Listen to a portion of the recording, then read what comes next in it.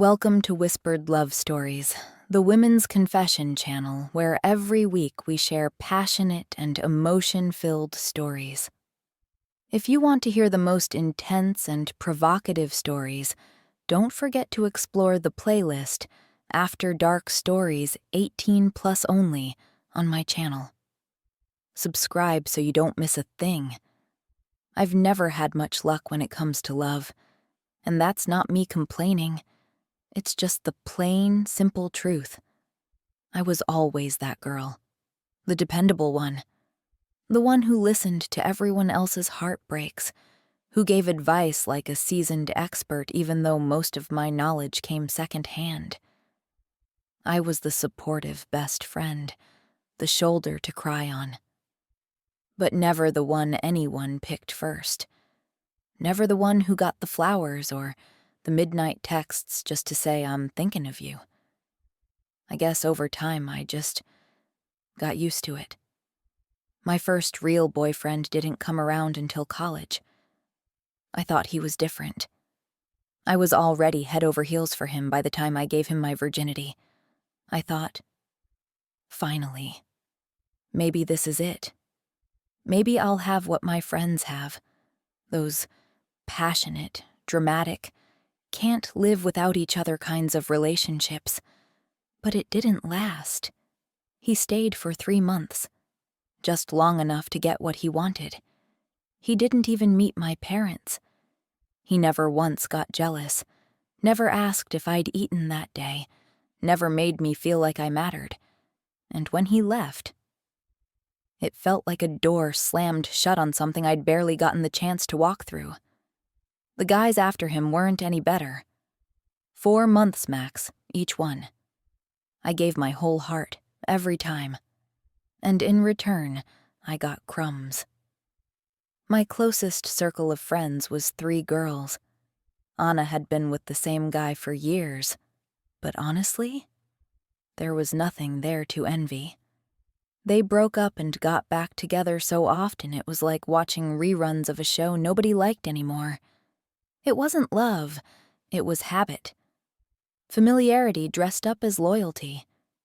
She was cute in her own way, but nothing like Camilla. Camilla was different.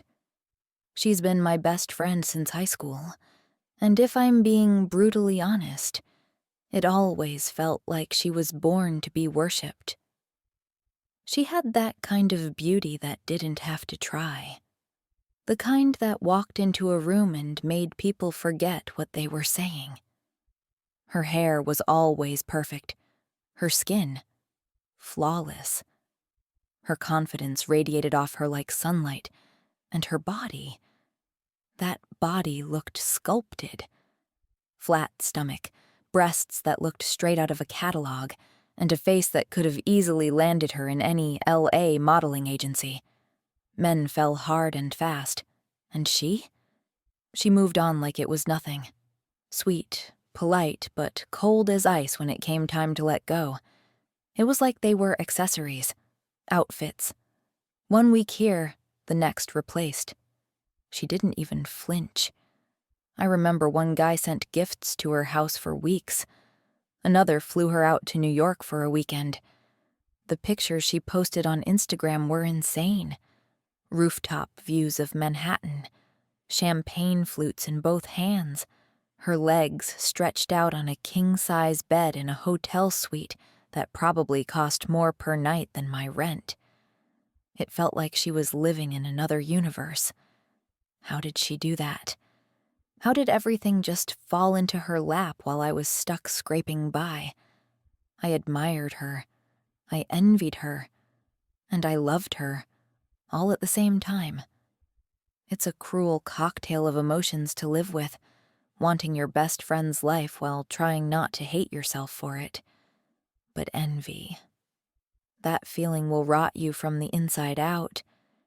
If you're listening to this and you've ever envied your friend, hear me. Go to therapy.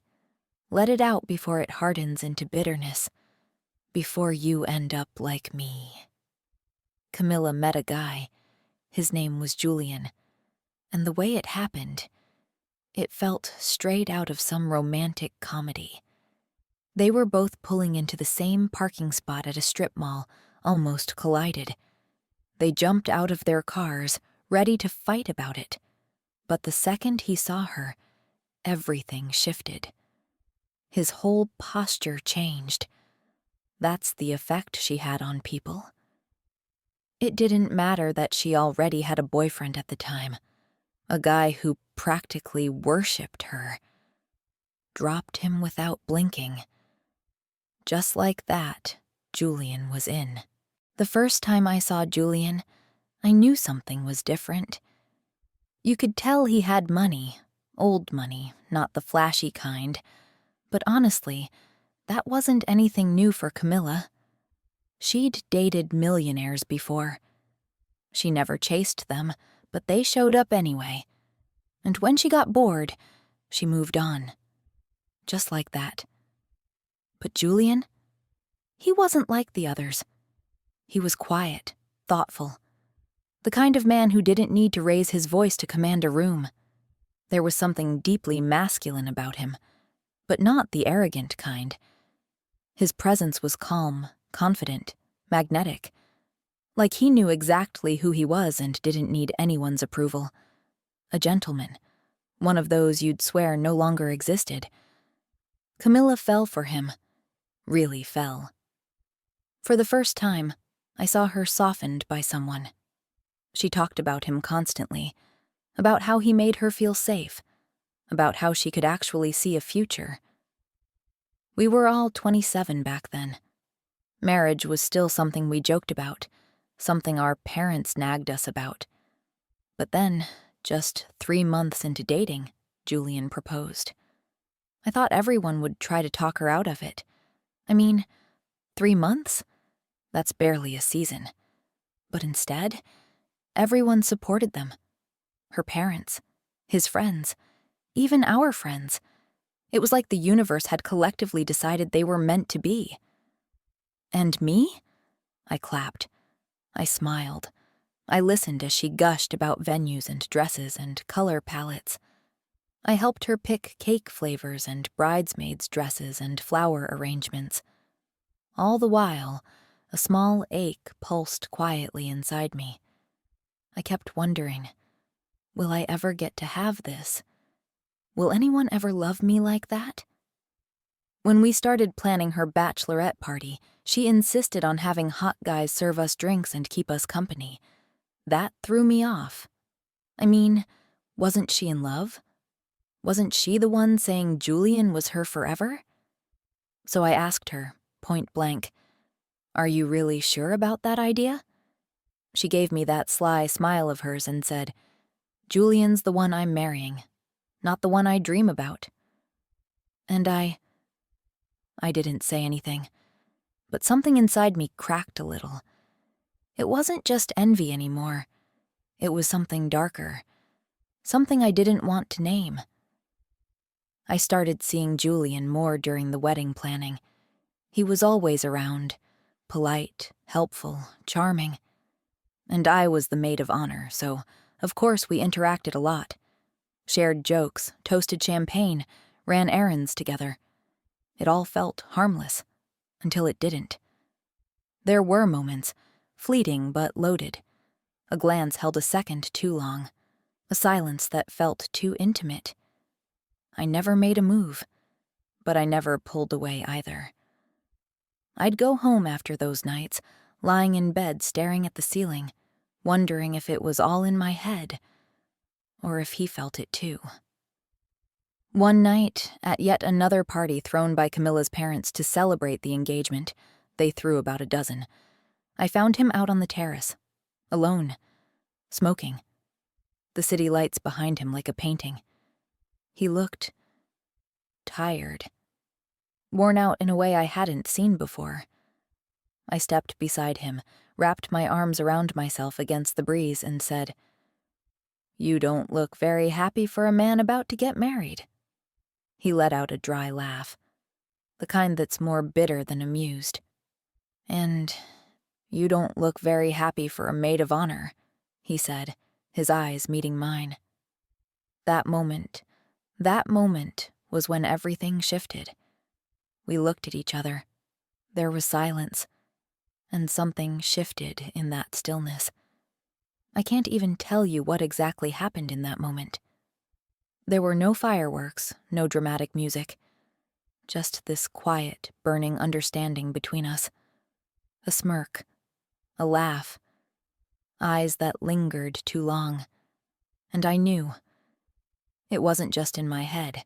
If you are enjoying my story, don't forget to subscribe and check out my channel for more similar stories. The attraction was real, and this time, it was mutual. At first, it was just secret conversations, flirty banter at wedding events. Then it turned into brief touches, his hand brushing against mine, a palm at the small of my back, a hug that lasted a second too long. And then, one night, we crossed the line. He invited me to his place. The excuse? Helping him choose flowers for the boutonniere and bouquet. A task that could have taken 10 minutes. But we both knew why I was really there. It was electric, reckless, a secret that scorched us both. And yet, we couldn't stop. He made me feel wanted. Not just physically, though, God, that too, but emotionally. Like I mattered. Like I was finally the one. And so, I made a choice. I'm not going to sugarcoat it. Not now. Not after everything. This isn't a story for saints. This is me, years later, finally telling the truth. It wasn't an accident. I stopped taking my birth control. Quietly, deliberately, and I got pregnant. I used it to blow up the wedding. By that point, it had been nearly a year since their engagement. Julian and I had been sleeping together for 6 months. I asked him to come over, said I needed to talk. He sat on my couch, still in his button-down shirt, looking tired from some dinner party Camilla's parents had dragged him to, and I just said it. You can't marry her, I told him, because I'm pregnant, and I'm sure it's yours. He went completely still. No shouting, no panic, just silence.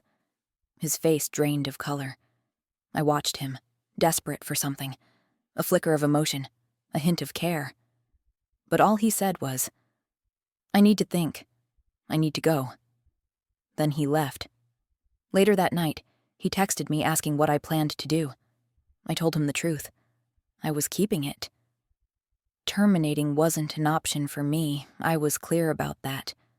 And that's when he snapped. He called, angry, yelling. Said I was ruining his life. Said I was destroying Camilla. That I was delusional if I thought any of this would have a happy ending. Then, nothing.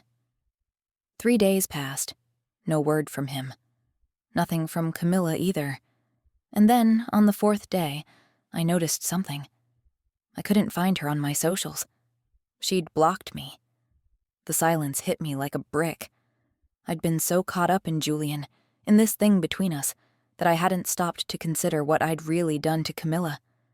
My best friend. My person. Yes, I'd envied her. Yes, I'd resented her. But she was always there for me. And now, she was gone. She never spoke to me again. Everything I heard about her after that came from mutual friends, and even they slowly faded out. Everywhere I turned, someone was ready to remind me of what I'd done. The judgment was harsh, constant. People didn't just pull away. They made sure I knew how disgusted they were. At first, I felt horrible, lost, confused. But eventually, I'll be honest, I started to feel something else. Triumph. For once in my life, I had won. I was the one who'd been chosen, even if it wasn't in the cleanest way. Even if he didn't want to see me right now. I had his child, and I believed, deep down, that eventually he'd have to come around. We'd build something. Maybe not like what he had with Camilla, but something real.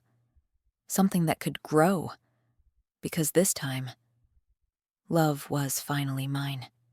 And that's how it happened. After being hated by just about everyone, Julian slowly started showing up again. He came to the ultrasounds. We laughed a little. There were moments when it felt like we were a real couple. Other times, he was distant, lost in his own head. I imagine he was grieving Camilla in his own way. No official announcement ever came about the canceled wedding, but it didn't need one. Everyone knew. Everyone talked. And they all knew I was the reason. At first, Julian tried. I could see he was making the effort. And when he asked me to move in with him, I believed, truly believed, that maybe we had a future. I moved into his apartment. He was there through the pregnancy. He held my hand during the delivery. I remember the way he looked at our daughter when she was born, his eyes filled with tears. But the way he looked at me, it had changed. Something inside him had cracked, and no matter how much I wanted to, I couldn't fix it. Months turned into years. Our daughter turned 3, and one day, without warning, it all came crashing down. He told me he didn't love me, that he hated the life he was living, that a part of him hated me for stealing the future he once imagined. He didn't yell. He just left a manila envelope on the kitchen counter. No goodbye note. Just legal documents from his lawyer, custody arrangements, child support details, visitation schedules, everything neatly typed, cold, professional, final. A few months later, I found out through a mutual friend that he and Camilla were speaking again, seeing each other. Somehow, God knows how, they'd forgiven each other. They didn't get married, but they live together now. They travel.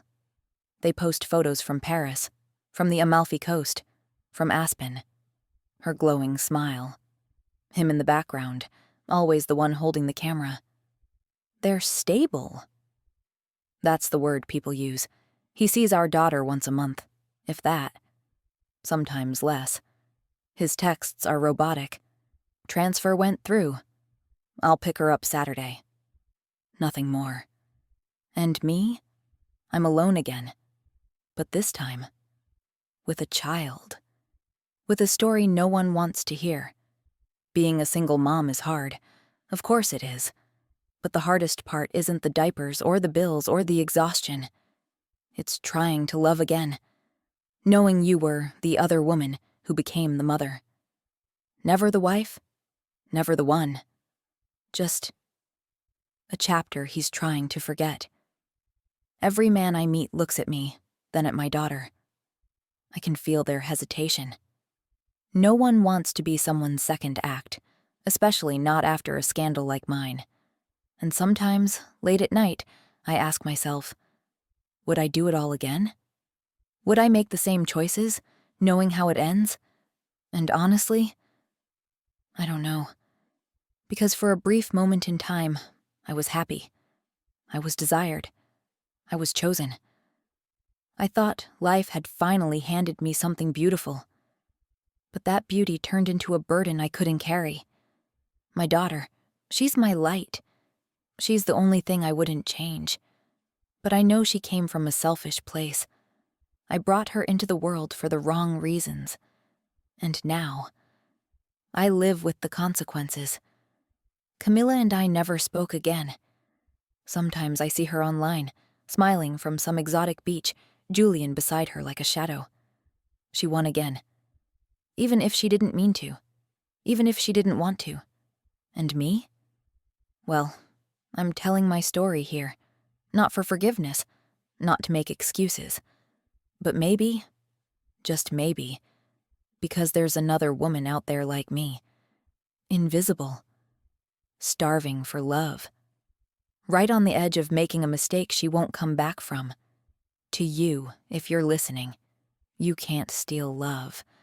And if you have to manipulate someone to keep them, they were never really yours. Sometimes the punishment isn't losing the man, it's living with everything that comes after. And that hurts more than loneliness ever could. Leave your thoughts in the comments. If you enjoyed my story, don't forget to subscribe and check out my channel for more similar stories.